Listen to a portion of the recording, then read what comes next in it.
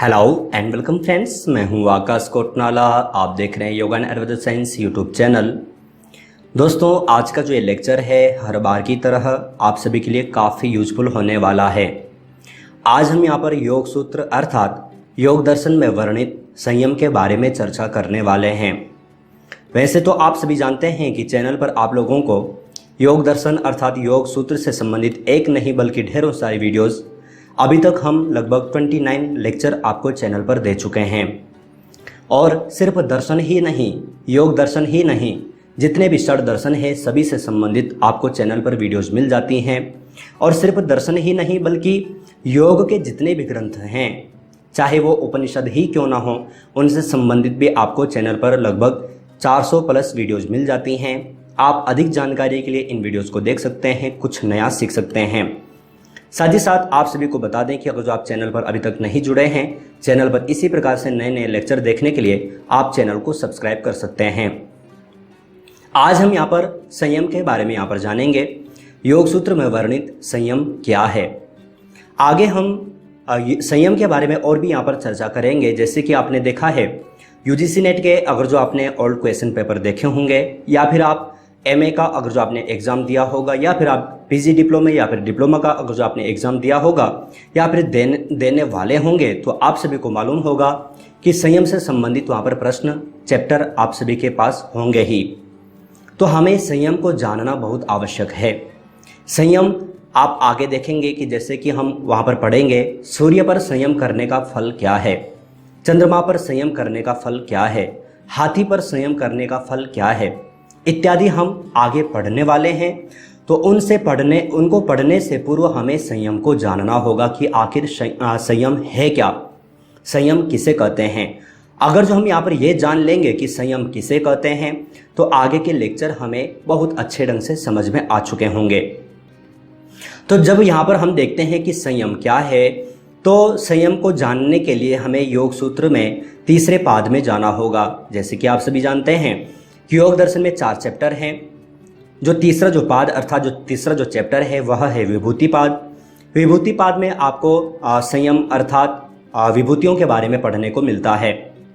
तो यहाँ पर जब हम इसके चौथे नंबर का सूत्र जब हम पढ़ते हैं, तो वहाँ पर हमें एक सूत्र पढ़ने को मिलता है, त्रयमेकत्र संयमः।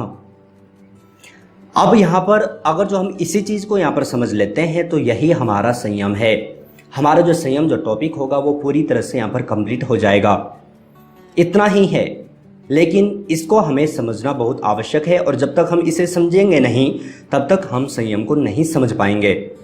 तात्पर्य क्या है, तात्पर्य हम यहाँ पर देखते हैं। तो तात्पर्य है किसी एक ध्येय विषय में तीनों का एक हो जाना ही संयम कहलाता है। तो आप यहाँ पर देखेंगे, यहाँ पर क्या कह रहे हैं कि संयम क्या है। तो यहाँ पर है किसी एक ध्येय विषय। अब संयम को जानने से पूर्व हम यहाँ पर ध्येय और विषय को यहाँ पर जान लेते हैं कि विषय किसे कहते हैं। तो आपने देखा है, मैं बार बार आप सभी को कहता हूँ कि जैसे कि हमारी जो पंच ज्ञानेंद्रियाँ हैं, इनके जो विषय होते हैं, जैसे कि आँख का जो विषय है वह है दृश्य, कान का विषय है श्रवण, अर्थात आप इस प्रकार से भी कह सकते हैं कि जो पंच तन मात्राएं हैं उनको विषयों के रूप में जाना जाता है। उसी प्रकार से यहाँ पर है ध्येय। अब ध्येय किसे कहते हैं, तो ये भी हमें यहाँ पर जानना आवश्यक है। मैंने पिछली वीडियोज़ में आप सभी को बताया है, जब हमने धारणा ध्यान समाधि के बारे में डीप जब चर्चा की थी, वहाँ पर मैंने आपको बताया है कि ध्येय किसे कहते हैं। आप ध्यान दें, 3 चीज़ें होती हैं, एक होता है ध्येय, एक होता है ध्यान और एक होता है ध्याता। ध्याता का तात्पर्य होता है साधक जो ध्यान इत्यादि कर रहा है, और ध्यान अर्थात एक प्रोसेस, और ध्येय अर्थात एक जिसके हम धारणा कर रहे हैं या फिर जिसका हम ध्यान कर रहे हैं, अर्थात हमारा इष्ट। अगर जो आप गंगा जी पर ध्यान कर रहे हैं, तो आपकी जो गंगा जी है वह आपका ध्येय हो जाएगा, और जिस रूप में जो आपकी जो प्रोसेस है वह ध्यान हो जाएगा, और आप स्वयं ध्याता हो जाएंगे। तो ये आपको यहाँ पर समझना है। ये मैंने आपको पिछली वीडियोज़ में भी लेक्चर के रूप में और एग्जाम्पल के रूप में समझाया है, आप जानते भी होंगे। तो यहाँ पर हमारा ध्येय विषय यहाँ पर कंप्लीट हो चुका है। क्या है, किसी एक ध्येय विषय में तीनों का एक हो जाना ही संयम कहलाता है। अब ध्येय विषय तो हम यहाँ पर जान चुके हैं, लेकिन अब दूसरा प्रश्न हमारे समक्ष यहाँ पर खड़ा हो रहा है कि तीनों का एक हो जाना अब ये तीन कौन कौन से हैं? इन तीनों का एक हो जाना ही संयम कहलाता है। लेकिन ये तीन कौन कौन? अब इन तीनों को भी यहाँ पर जानना आवश्यक है। अगर जो हम इन तीनों को भी यहाँ पर जान लेते हैं तो हमारा जो संयम जो टॉपिक है यह पूरी तरह से कंप्लीट हो जाएगा। तो यहाँ पर ध्यान देना है कि संयम क्या है। तो संयम अर्थात त्रयम एकत्र संयम, अर्थात किसी एक ध्येय विषय में तीनों का एक हो जाना ही संयम कहलाता है। अब तीनों का एक हो जाना यह हम यहाँ पर देखते हैं। तो तीनों का एक हो जाना अर्थात क्या? तो तीन कौन कौन से? धारणा, ध्यान और समाधि। आपको बस इतना ही ध्यान में रखना है कि तीन अर्थात धारणा, ध्यान और समाधि, जो कि अष्टांग योग के अंतरंग साधन हैं और जिनके ऊपर हम अष्टांग योग हो, चाहे फिर मैं तो बार बार कहता हूं कि आप पुराने लेक्चर देखें, पुराने लेक्चर में हमने ऐसा कुछ भी नहीं है जो बाकी रहा हो। और यहाँ पर हम स्टेप बाय स्टेप आगे बढ़ रहे हैं। सभी चैप्टर हम यहाँ पर कंप्लीट करते जा रहे हैं। ऐसा नहीं कि हम बीच में से कोई भी चैप्टर उठा के रख लें। इसीलिए आपको पार्ट बाय यहाँ पर वीडियोस देखने को मिल रही हैं, लेक्चर देखने को मिल रहे हैं। आप पुराने लेक्चर ज़रूर देखें। अगर जो आप पहली बार ये लेक्चर देख रहे हैं, हो सकता है कि आपको समझ में भी ना आए। उसके कई सारे कारण हैं। एक, आपको शायद मेरी शैली पसंद ना आए, क्योंकि अलग अलग टीचर का पढ़ाने का ढंग अलग होता है। आप अगर जो पहली बार देख रहे हैं तो हो सकता है कि आपको समझ में ही ना आ रहा हो। और फिर दूसरी बात यह कि हम यहाँ पर पुरानी चीज़ों को यहाँ पर नहीं खोल रहे हैं। तो आप कहेंगे कि अब ये संयम, डायरेक्ट हम संयम पढ़ रहे हैं, तो ऐसा नहीं है। आप पुराने वीडियोस, पुराने लेक्चर ज़रूर देखें। तो यहाँ पर है धारणा, ध्यान और समाधि। जब ये तीनों एक हो जाते हैं तो उसे ही संयम कहते हैं। अब आपका ये टॉपिक यहाँ पर इतना यहाँ पर कंप्लीट हो चुका है। अब जिन स्टूडेंट्स को, जिन लोगों को ये मालूम नहीं है कि धारणा क्या है, ध्यान क्या है, समाधि क्या है, तो यहाँ पर थोड़ा थोड़ा मैं इसको यहाँ पर रिपीट कर लेता हूँ। वैसे हमने धारणा, ध्यान और समाधि के बारे में अलग अलग लेक्चरों के रूप में आपको बताया है, समझाया है। तो हम यहाँ पर देख लेते हैं कि धारणा किसे कहते हैं, ध्यान किसे कहते हैं और समाधि किसे कहते हैं। धारणा का तात्पर्य क्या है, सर्वप्रथम हम यहाँ पर इसे देखते हैं।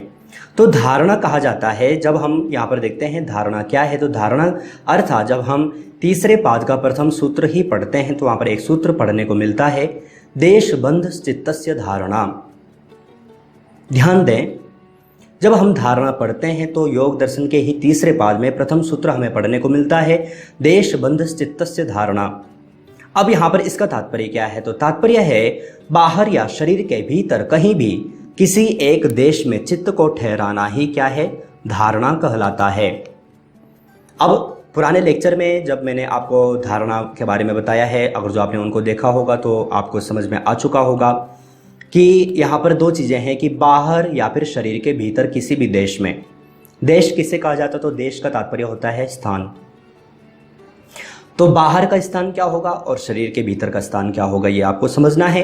तो बाहर का स्थान अर्थात जैसे कि आप सूर्य पर अगर जो आप धारणा कर रहे हैं, या फिर आप गुरु मूर्ति पर धारणा कर रहे हैं, आप किसी भगवान ईश्वर की मूर्ति पर धारणा कर रहे हैं, तो ये आपका बाहर हो जाएगा, बाहरी क्षेत्र अर्थात बाहरी देश हो जाएगा। उसी प्रकार से शरीर के भीतर, तो शरीर के भीतर अर्थात या फिर हम जैसे कि मानसिक रूप में अगर जो हम गुरु के चरणों की या फिर भगवान की मूर्ति का अगर जो हम स्मरण कर रहे हैं, धारणा कर रहे हैं, या फिर जैसे कि हम नाभि क्षेत्र पर अपने नाभि क्षेत्र पर चित्त को एकाग्र कर रहे हैं, या फिर किसी भी 9 चक्रों में से किसी पर भी, 6 चक्रों में से किसी पर भी अगर जो हम चित्त को एकाग्र कर रहे हैं, तो वह हमारा शरीर के भीतर का देश कहलाता है। आपको ध्यान में रखना है। तो ये आपको यहाँ पर समझ में आ गया कि शरीर के बाहर या फिर शरीर के भीतर कहीं भी किसी भी देश में चित्त को ठहराना ही क्या कहलाता है? धारणा कहलाता है। तो ये आप यहाँ पर समझ चुके हैं। अगर जो आप यहाँ पर पहली बार देख रहे हैं तो आप धारणा वाला लेक्चर जरूर देख लीजिएगा। मैंने आपको वहाँ पर अच्छे ढंग से समझाया है, काफ़ी सारे वहाँ पर एग्जाम्पल भी दिए हैं, आप उसको अच्छे ढंग से समझ पाएंगे। हम यहाँ पर इसको ज़्यादा रिपीट नहीं कर सकते। तो आप यहाँ पर समझ चुके हैं, जैसे कि मैंने आपको कहा था, त्रयम एकत्र संयमः, अर्थात तीनों का एक हो जाना ही संयम कहलाता है। तीन कौन कौन से हैं? तो धारणा, ध्यान और समाधि। तो उसमें से जो प्रथम जो धारणा था उसको हम यहाँ पर समझ चुके हैं। अब ध्यान क्या है इसे भी हम यहाँ पर देख लेते हैं। तो ध्यान के रूप में भी हमें यहाँ पर तीसरे ही पाद में दूसरा सूत्र हमें पढ़ने को मिलता है, तत्र प्रत्येक तानता ध्यानम। सूत्र में फिर से रिपीट कर देता हूं, तत्र प्रत्येक तानता ध्यानम। तात्पर्य है जहां चित्त को लगाया जाए उसी वृत्ति में एक तार चलना ही ध्यान कहलाता है। अब देखो, धारणा में क्या होता है कि धारणा में हमें अपने चित्त को एकाग्र करना पड़ता है। कभी लगता है, कभी नहीं लगता, लेकिन जब वही हमारी धारणा की स्थिति जब गहरी हो जाती है तो वही हमारा ध्यान कहलाता है। आपको ध्यान में रखना है, यहाँ पर क्या है, जहाँ चित्त को लगाया जाए, हमने शरीर के बाहर या फिर शरीर के भीतर किसी भी देश में अगर जो हमें अपने चित्त को एकाग्र किया तो वहाँ पर हमारा चित्त एकाग्र हो जाए, उसी में वृत्ति का एक तार चलना ही ध्यान कहलाता है।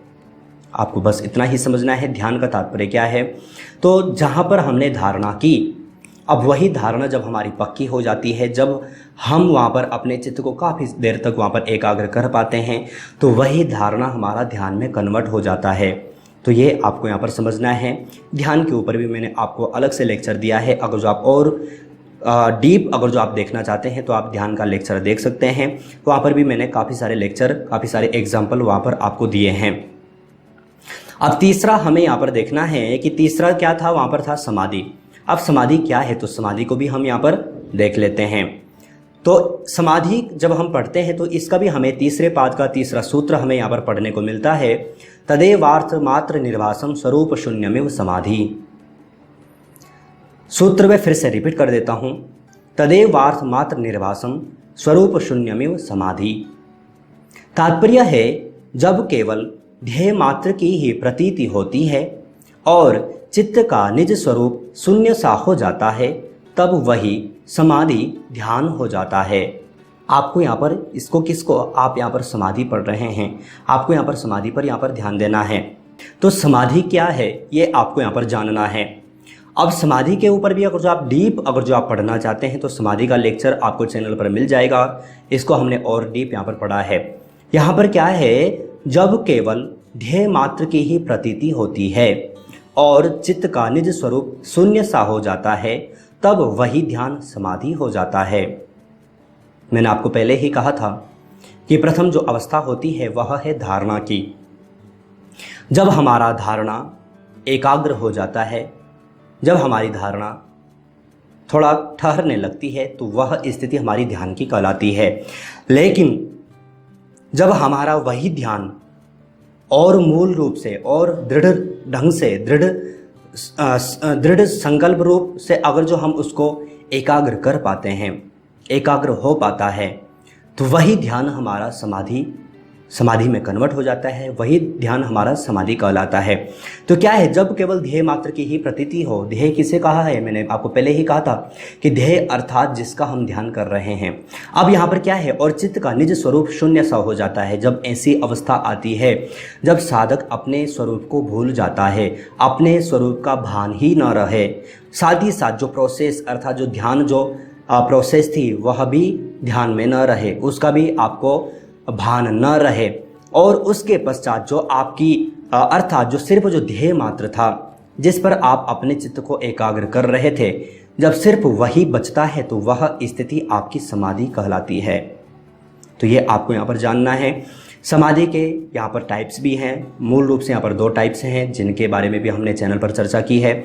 अलग से लेक्चर मैंने आपको उनके दिए हैं। दोनों समाधियों को मैंने और डीप वहाँ पर बताया है। प्रत्येक जो प्रथम जो समाधि है उसके भी जो जैसे कि 4 भाग इत्यादि हैं, दूसरे के भी हैं, तो वो मैंने आपको लेक्चर पर चैनल पर अलग अलग से उनके लेक्चर दिए हैं। आप अधिक जानकारी के लिए उन लेक्चर को देख सकते हैं, उनको वहाँ पर जान सकते हैं। हम यहाँ पर उसको फिर से यहाँ पर रिपीट नहीं करने वाले। तो आज आपने यहाँ पर संयम को यहाँ पर जाना है। तो संयम अर्थात त्रयम एकत्र संयम, तीनों का एक हो जाना। तो 3 कौन कौन से, धारणा, ध्यान और समाधि। तो धारणा क्या है, ध्यान क्या है, समाधि क्या है, इसको हम यहाँ पर जान चुके हैं। तो यही हमारा संयम कहलाएगा। अब आगे हम यहाँ पर ये जानेंगे कि संयम को हम और मूल रूप से किसी पर एकाग्र करने पर हमें किस फल की प्राप्ति होती है, क्या लाभ हमें प्राप्त होता है। लेकिन यहाँ पर आप जैसे कि आप सभी जानते हैं कि कुछ प्रश्नोत्तरी सीरीज आपको चैनल पर यहाँ पर दी जाती है प्रत्येक लेक्चर के लास्ट में। तो कुछ प्रश्न आप सभी के समक्ष यहाँ पर हैं जिनके आंसर आपको यहाँ पर वीडियो के कमेंट बॉक्स में या फिर आप लाइव क्लास अगर जो आप देख रहे हैं तो आपको लाइव चैट में यहाँ पर देना है। प्रथम प्रश्न आप सभी के लिए यहाँ पर है, निम्नलिखित में से योग सूत्र में वर्णित 26वां तत्व है ईश्वर, प्रकृति, पुरुष या फिर इनमें से कोई नहीं। तो जैसे कि मैंने आपको पहले ही कहा था कि योग दर्शन में 26 तत्व हैं, सांख्य दर्शन में 25 तत्व हैं। तो 26वां तत्व कौन सा है वो आपको यहाँ पर सही आंसर यहाँ पर वीडियो के कमेंट बॉक्स में भेजना है। अगर जो आपने पुराने लेक्चर देखे होंगे तो ये आपके लिए आसान सा प्रश्न है। दूसरा प्रश्न आप सभी के लिए यहाँ पर है, निम्नलिखित में से योग सूत्र में वर्णित ध्यान की संख्या है 1, 2, 3 या फिर इनमें से कोई नहीं। मैंने ध्यान के कितने टाइप यहाँ पर बताए हैं, आपने अगर जो ध्यान दिया होगा तो आपको यहाँ पर सही आंसर यहाँ पर देना है। आप यहाँ पर मुझे भी लगेगा कि आपने लेक्चर को यहाँ पर सही ढंग से यहाँ पर देखा है, तो आपका जो भी सही आंसर होगा वो आपको वीडियो के कमेंट बॉक्स में भेजना है। तीसरा प्रश्न आप सभी के समक्ष यहाँ पर है, निम्नलिखित में से योग सूत्र में वर्णित समाधि की संख्या है 1, 2, 3 या फिर इनमें से कोई नहीं। तो समाधि के बारे में भी मैंने आपको बताया है, अगर जो आपने ध्यान दिया होगा तो आप इसका भी सही आंसर यहाँ पर दे पाएंगे। साथ ही साथ उन छात्रों को बता दें जो चैनल पर पहली बार लेक्चर देख रहे हैं, उन सभी को बता दें कि चैनल पर इसी प्रकार से प्रश्नोत्तरी सीरीज की 2 बुक यहाँ पर पब्लिश की जा चुकी हैं। दोनों ई बुक फॉर्मेट में हैं, एक में आपको 500 प्लस MCQ मिल जाते हैं, एक में आपको 1000 प्लस MCQ मिल जाते हैं। दोनों योग ग्रंथ हैं, दोनों में लगभग 10 से 15 ग्रंथों को यहाँ पर इंक्लूड किया है। उनसे संबंधित काफ़ी सारे प्रश्न आपको यहाँ पर दिए हैं जो कि आपके किसी भी एग्जाम के लिए काफ़ी यूजफुल हो सकते हैं। तो यहाँ पर 3 प्रश्न यहाँ पर हुए। चौथा प्रश्न आप सभी के समक्ष यहाँ पर है, निम्नलिखित में से योग सूत्र में वर्णित संयम का वर्णन किया गया है समाधि पाद में, साधन पाद में, विभूति पाद में या फिर कैवल्य पाद में। तो कौन से पाद में हमें संयम के बारे में पढ़ने को मिलता है, तो ये आपको यहाँ पर वीडियो के कमेंट बॉक्स में भेजना है। इसका सही आंसर आपको यहाँ पर आप सभी को यहाँ पर देना है। आशा है आज का लेक्चर, आज आप यहाँ पर संयम को यहाँ पर जान पाए होंगे। आशा है आज का लेक्चर आपको अच्छे ढंग से यहाँ पर समझ में आया होगा, कोई डाउट आपका यहाँ पर बाकी नहीं रहेगा। आप इसी प्रकार से और भी अन्य लेक्चर वीडियोस देखने के लिए आप चैनल पर जा सकते हैं, चैनल को सब्सक्राइब कर सकते हैं, चैनल से जुड़ सकते हैं। साथ ही साथ जो छात्र चैनल पर मेंबरशिप लेना चाहते हैं उनको बता दें कि आप जैसे ही चैनल पर ज्वाइन बटन पर क्लिक करेंगे तो आपके समक्ष यहाँ पर 3 प्लान आपको यहाँ पर नजर आ जाएंगे। अगर जो आप चाहते हैं कि चैनल पर आपको हफ्ते भर पहले ही लेक्चर देखने को मिल जाए तो आप छोटा सा प्लान भी यहाँ पर ले सकते हैं, और अधिक अगर जो आप फैसिलिटी अगर जो आप चाहते हैं तो आप अन्य प्लान भी यहाँ पर देख सकते हैं। आज हमने यहाँ पर संयम के बारे में यहाँ पर चर्चा की। आशा है आप यहाँ पर अच्छे ढंग से यहाँ पर समझ पाए होंगे। नहीं समझ में आया है तो आप वीडियो को रिपीट करके देख लीजिएगा, फिर भी ना समझ में आए तो आप वीडियो के कमेंट बॉक्स में आप मैसेज छोड़ सकते हैं। इसी प्रकार से न्यू लेक्चर न्यू टॉपिक के साथ में आप सभी से फिर से मुलाकात होगी, लेकिन तब तक आप अपना और अपनी फैमिली का बहुत ख्याल रखिएगा। बाय।